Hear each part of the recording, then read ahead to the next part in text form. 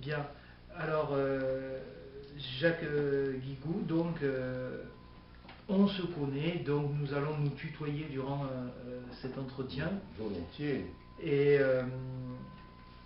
on va profiter de la sortie de ce livre pour d'abord en entendre quelques extraits et après peut-être essayer d'approcher un petit peu cette œuvre qui commence à être conséquente. Oui, je veux bien. Donc, il y a quelques strophes. Donc le recueil s'intitule La mer, presque. Commencer sous le vent, à la strophe en suspens, c'est le scherzo des flots qui donne le tempo. Poursuivi grâce au vent, le verbe du ponant éraille les reliefs. L'être inachevé, les rameaux du mûrier, arrachés par l'orage, raturent le rivage. Même alourdis par leurs artifices, les corps n'effacent pas le port. Esselés, à moitié immergés, la nacelle au triton témoigne d'une perte. Dune et vent, à présent séparés, la douleur dessert son emprise. Aux fleurs des sables et aux étangs, un soleil convalescent mesure ses faveurs. Homme jeune, il marchait dans la lueur disséquante du soleil des origines. Homme non arrivé, il œuvrait dans le faux jour des moments qui ouvrent. Pourtant, avec le temps, tous ces présents se rapprochaient.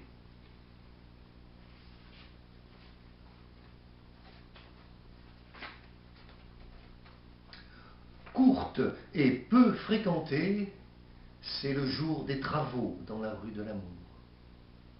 Dans les âges des sables, les hommes, avec ardeur, ont creusé un devenir à la rue de l'amour. Au milieu de la nuit, dans le puits, l'eau de mer a surgi, rue de l'amour. Bien, alors, ce sont des extraits de La mer, presque, Oui, ou de Presque la mer, je ne sais pas, peut-être vous pouvez nous répondre, tu peux nous répondre. eh bien, je préfère la formulation la mer presque pour marquer que finalement la poésie n'atteint jamais ce qu'elle vise et que donc la mer là n'est pas un objet qu'il s'agirait de magnifier, de célébrer. Je pense que la poésie n'a pas d'objet, ni de sujet d'ailleurs. C'est une présence.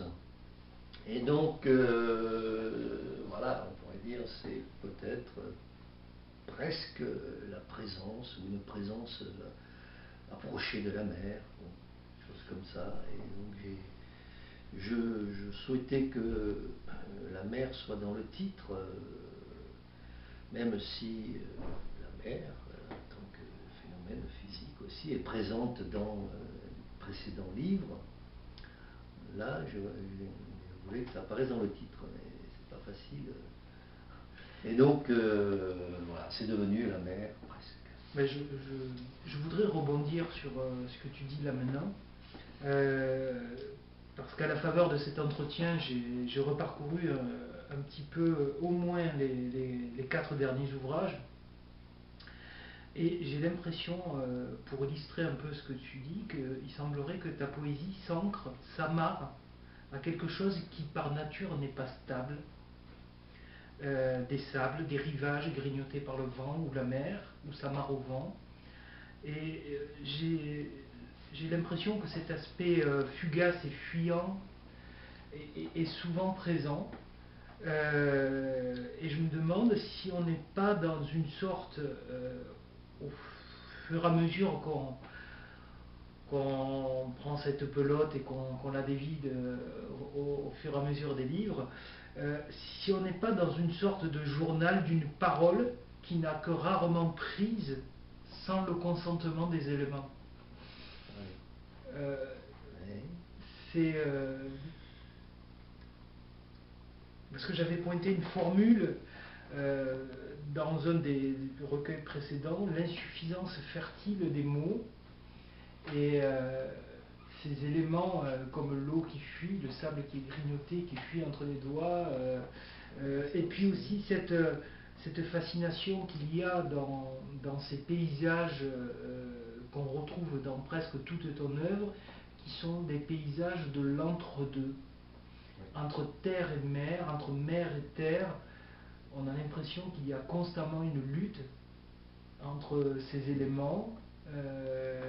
Et un troisième point qui me semble important, il y en a un quatrième aussi chez toi, c'est aussi ce que tu disais, la lutte du langage pour advenir et pour prendre place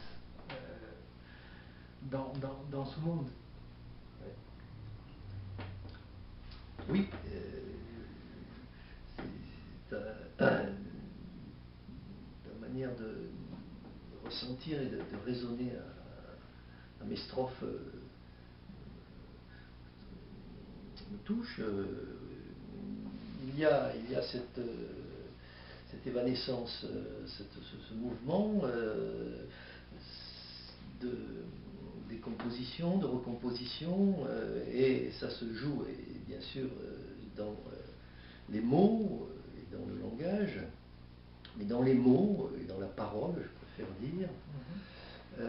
Et donc, oui, ces tensions, il y a des moments de tension entre les éléments. Oui, les éléments sont non pas, pour moi, un support, mais une immersion. Enfin, c'est oui, une immersion, une immédiateté. Que c'est d'emblée que je me trouve dans cet univers très, très physique, hein, très, très immédiat, et dans lequel des mots, une sorte de chant, mais pas toujours organisé comme le chant, bien évidemment, surviennent, émergent de manière parfois dispersée, parfois en abondance. Bien sûr, aussi ce terme d'une abondance, une abondance dans cette immersion dans le monde, hein, le monde qui abonde,